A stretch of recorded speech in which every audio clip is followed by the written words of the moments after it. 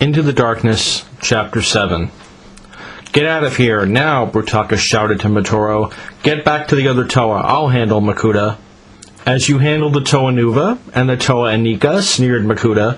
"Are you fool enough to think you can trust him, Matoro?" Toa Matoro weighed his choice. Brutaka had once been a member of the Order of Motunui before he had turned bad, but Makuta? His spirit had been black from the day he had been created. There was no choice at all. He swam away as fast as he could, heading for a rendezvous with his teammates.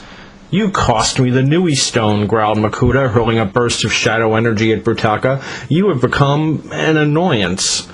But the shadow bolt never reached its target. Triggering the power of his Kanohi mask, Brutaka opened a dimensional portal and shunted the energy into the zone of darkness where it could harm nothing.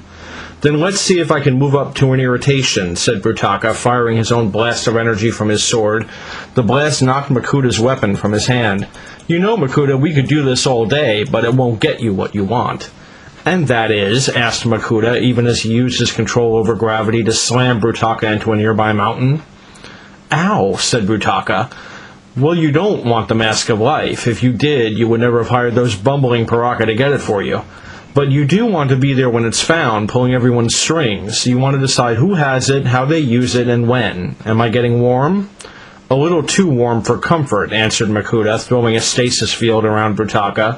But the former Order of Motunui member demolished the field with one swipe of his blade. "Please," said Brutaka, "I was getting out of stasis fields when you're still on Destral raising archives moles." "What is it you want, Brutaka?" "Once I would have said I wanted the mask myself," Brutaka replied. "Once I would have seen myself ruling a universe with it.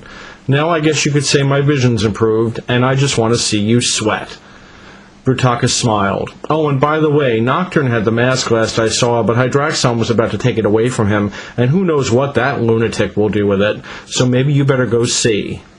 Makuta's instinct was to continue the battle, but Brutaka was right. He couldn't afford to lose control of events, not at this late stage.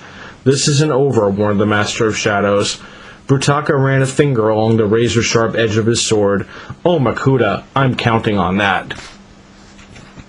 To be continued.